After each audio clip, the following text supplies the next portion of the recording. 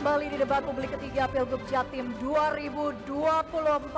Kita memasuki sesi penajaman visi misi dan menjawab pertanyaan panelis, dan kali ini khusus untuk para calon wakil gubernur yang akan menjawab pertanyaan panelis. Selanjutnya ditanggapi calon wakil gubernur lain, kemudian direspon kembali. Kami mohon meskipun ini hanya untuk calon wakil gubernur, tapi calon gubernur bisa ikut mendampingi, boleh semuanya menuju ke podium. Kami persilahkan untuk maju ke podium. Seluruh pasangan calon bisa menuju ke podium. Seluruh pasangan calon silakan.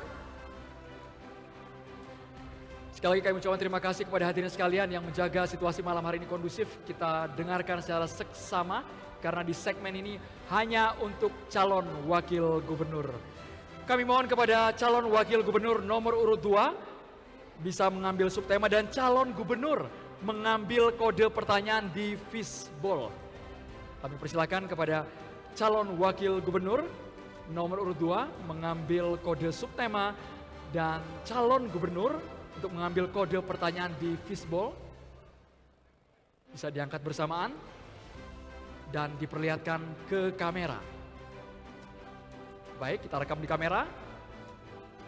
4C. Baik, 4C kami akan ambilkan amplopnya.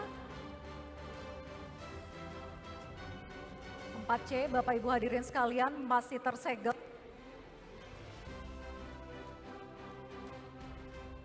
Dan kami akan bacakan pertanyaan hanya satu kali. Tidak lama lagi akses tol Probolinggo Banyuwangi akan tersambung.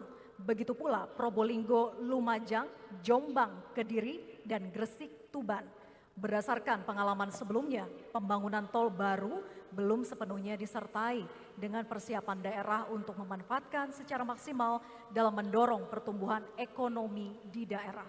Dari kenyataan tersebut, kebijakan apa yang akan paslon lakukan dan langkah teknis apa untuk mendorong pemerintah kabupaten kota dalam memanfaatkan peluang ekonomi dengan adanya fasilitas tol tersebut?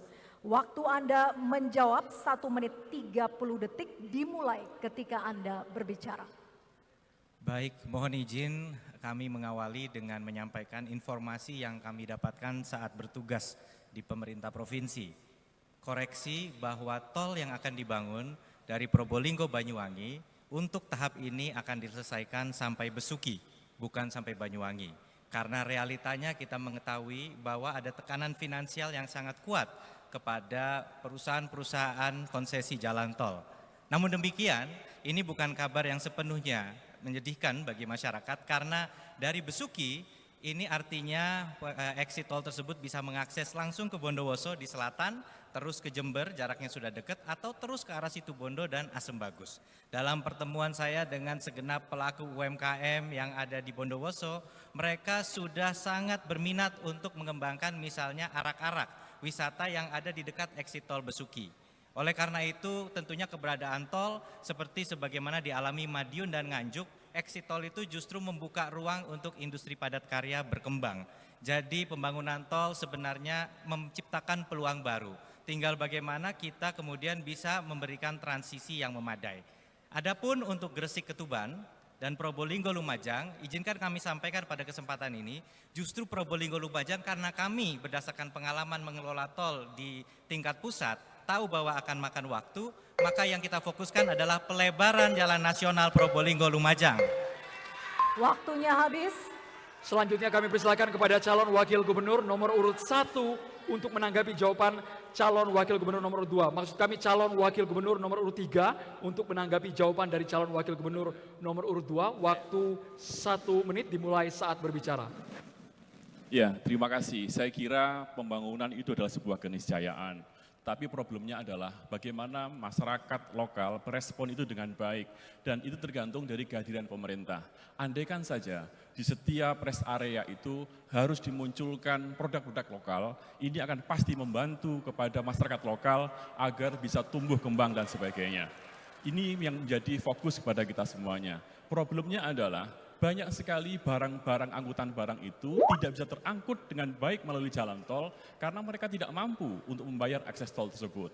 Maka perlu ada solusi dan juga saya kira jalan tol ini bukan satu-satunya jalan untuk membangun transportasi yang ada di Jawa Timur, tapi ini justru misalnya kita manfaatkan untuk melebarkan jalan lagi yang non-tol, yang harus kita perhatikan agar masyarakat juga bisa merasakan akses yang maksimal tanpa terganggu dengan transportasi yang lain. Jadi manfaatkan jalan tol ini dengan baik, dengan Waktunya habis.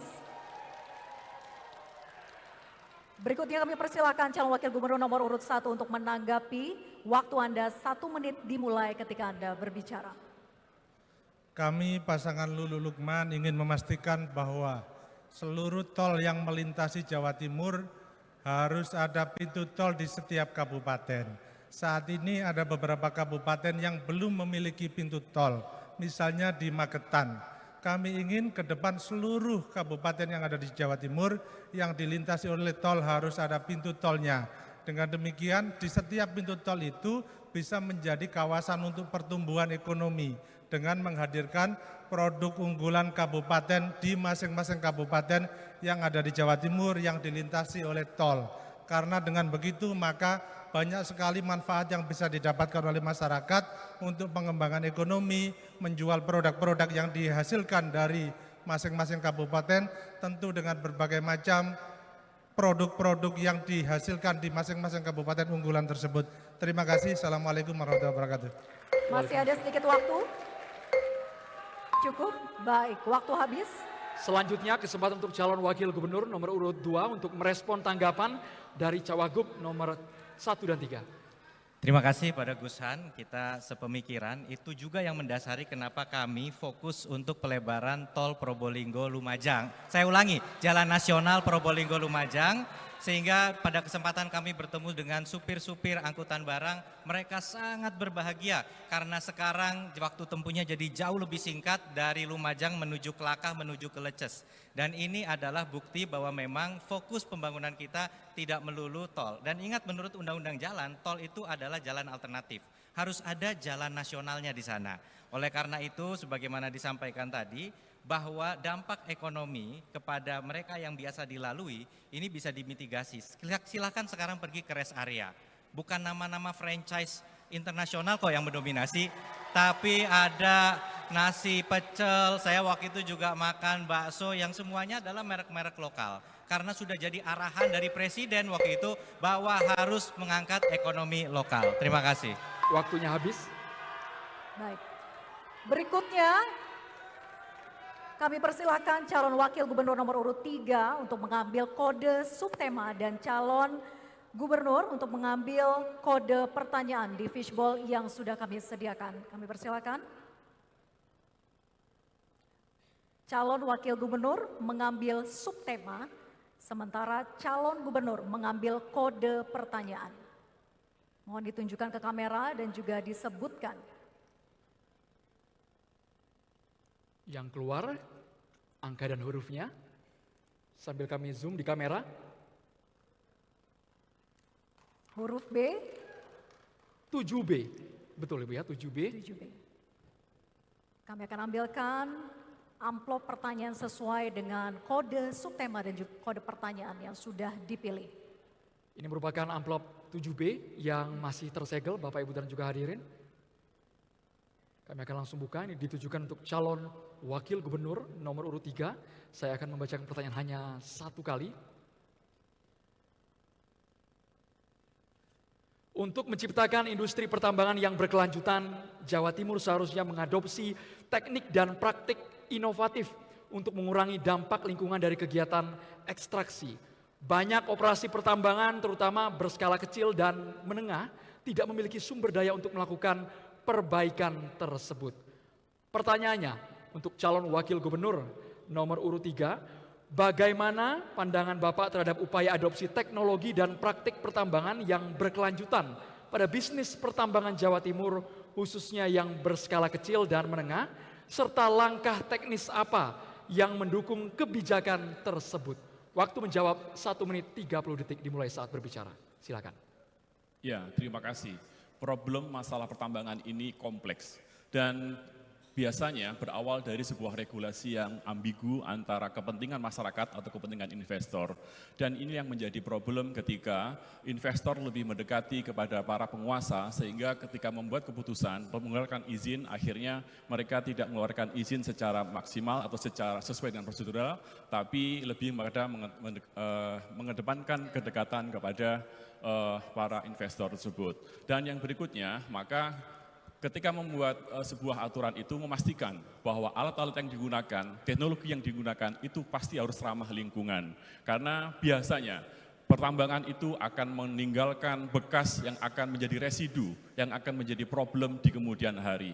Aturan yang harus diperketat dengan cara memastikan bahwa alat-alat yang digunakan harus pro dengan alam dan go green, dan memastikan bahwa harus melibatkan masyarakat sekitar. Apapun kebijakan yang berkaitan dengan investasi harus berujung kepada kerakyatan, keadilan, dan padat karya. Inilah yang saya maksudkan bagaimana kita bisa maksimalkan potensi alam yang ada di Jawa Timur ini, fokus untuk kesejahteraan masyarakat Jawa Timur, bukan untuk masyarakat yang lain. Oleh karena itu, saya kira tidak mungkin kalau misalnya kita mengeluarkan keputusan dengan bersih, kalau misalnya kita sendiri juga tidak resik di dalam membuat keputusan. Terima kasih.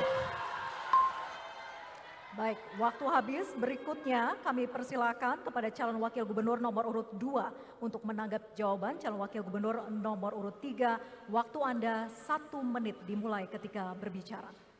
Baik, kami tentunya semua yang ada di sini kita ingin memastikan bahwa investasi yang masuk harus membawa manfaat kepada masyarakat dan secara lingkungan juga berkelanjutan. Contohnya pada saat Bu Khofifah sebagai gubernur mendapat tawaran investasi yang besar di salah satu kabupaten perbatasan antara Jawa Timur dan Jawa Tengah, tapi tahu bahwa pabrik itu akan mengekstraksi air tanah yang luar biasa dan berdampak pada pangan, beliau mengatakan jangan, tidak. Nah, ini adalah bentuk sustainability. Kaitannya dengan pertambangan, bahwa yang jadi fokus dari pertanyaan panelis sebenarnya adalah tambang rakyat. Tambang rakyat ini daya rusaknya memang sangat terbatas karena manual alatnya. Kalau yang tidak manual itu tambang ada aturan yang berlaku yang sangat rigid, sangat jelas. Dan itu dipantau serta ada sertifikasi untuk pekerja pertambangan.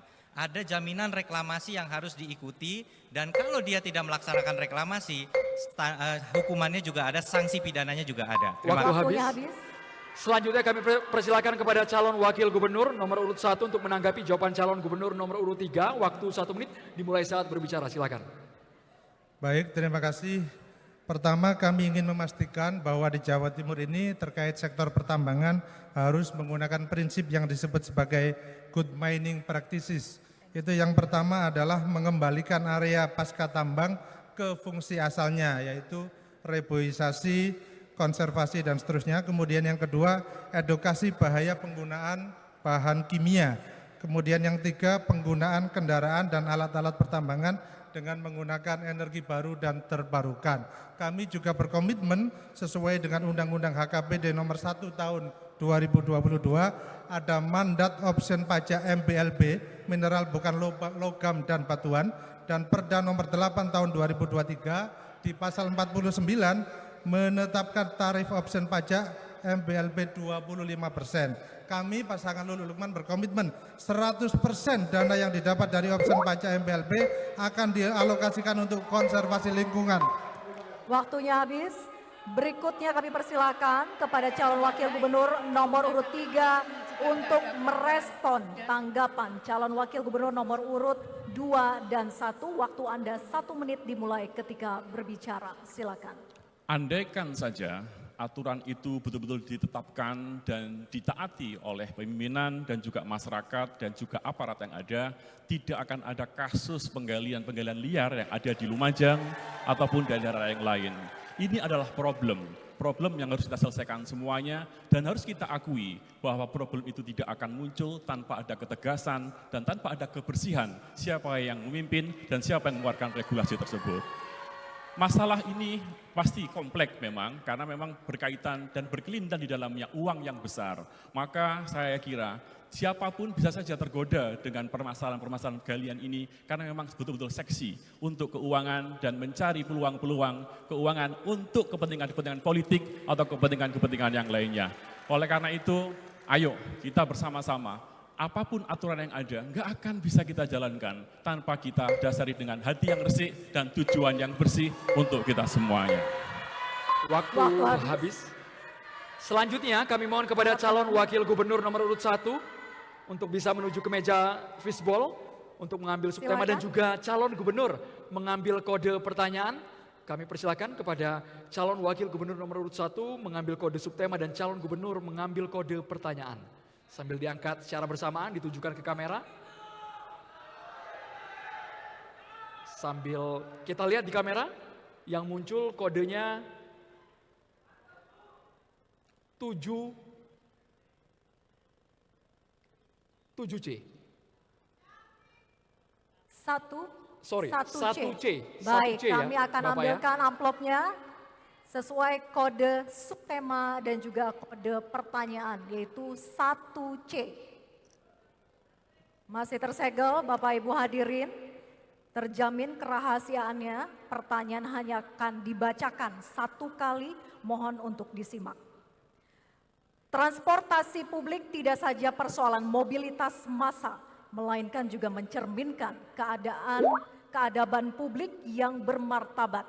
Transportasi berbasis rel kereta yang rendah emisi, terintegrasi, ekonomis dan tepat waktu, didukung dengan kondisi stasiun dan gerbong kereta api bersih adalah harapan warga Jawa Timur di penjuru daerah, terutama di kawasan selatan dan timur. Pertanyaannya, strategi komprehensif apa yang akan paslon lakukan untuk mendorong jaringan transportasi publik kereta yang semakin luas, rendah emisi berbasis tenaga listrik, dan unggul dalam pelayanannya dengan pelibatan pemerintah pusat? Waktu Anda menjawab 1 menit 30 detik dimulai ketika berbicara. Silakan. Sesuai dengan Perpres nomor 80 tahun 2019 bahwa di Jawa Timur ini dibagi dalam 5 kawasan.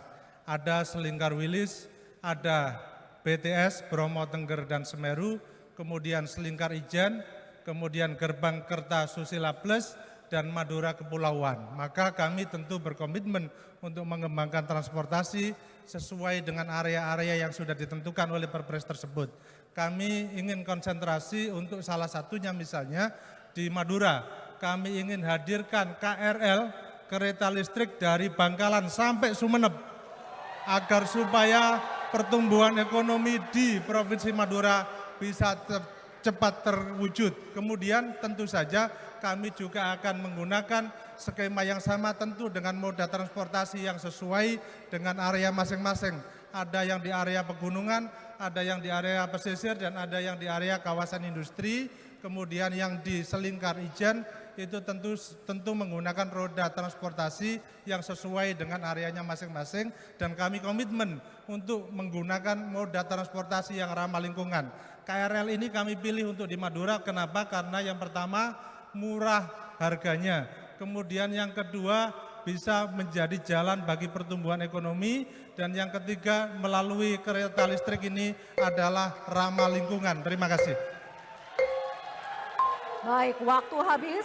Selanjutnya, calon wakil gubernur nomor urut 3 untuk menanggapi jawaban calon wakil gubernur nomor urut 1. Waktunya 1 menit dimulai saat berbicara.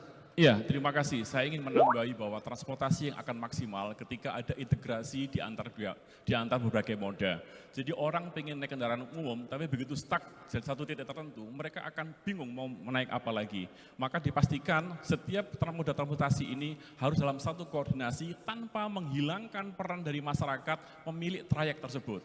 Jadi salah ketika kita memposisikan diri sebagai kompetitor bagi masyarakat, pelaku-pelaku organda, pelaku-pelaku yang pemilik PO, justru malah menghilangkan peran mereka, tapi semua diambil oleh negara. Fungsi negara adalah regulator, bukan pemain, dan tidak boleh mengambil peran-peran dari orang-orang yang berpartisipasi dan juga dari awal sudah mengambil rezeki dari tersebut. Maka yang paling baik adalah tetapkan integrasi, dan yang kedua, libatkan masyarakat dalam proses untuk integrasi sehingga masyarakat mau menggunakan kendaraan umum dan pasti akan bisa mengurangi emisi dan tidak mengurangi rezeki masyarakat semuanya. Waktunya habis. Berikutnya kami persilakan calon wakil gubernur nomor urut 2 untuk menanggapi jawaban calon wakil gubernur nomor urut 1. Waktu Anda 1 menit dimulai ketika berbicara. Pada kenyataannya, jalur kereta selatan dari mulai Solo sampai ke Madiun sampai ke Jombang itu justru lebih dulu di double track daripada dari Sidoarjo Surabaya ke Gresik. Nah, inilah PR yang kami kerjakan waktu itu. Bersama beliau ada di sini Mas Eri, kita kerja bareng ya. Bagaimana kita kemudian bekerja dengan Kementerian Perhubungan menandatangani separate agreement untuk 250 juta US dollar melakukan pelebaran trek dari Surabaya Kota, Gubeng, Wonokromo, Waru.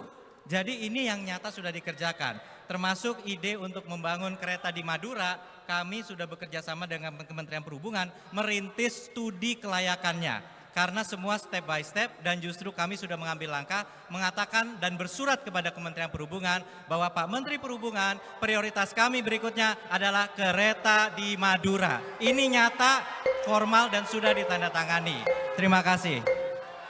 Waktu habis. Selanjutnya kami persilakan kepada calon wakil gubernur nomor urut 1 untuk merespon tanggapan calon wakil gubernur nomor urut 2 dan 3. Waktunya 1 menit dimulai saat berbicara. Silakan calon wakil gubernur nomor urut 1.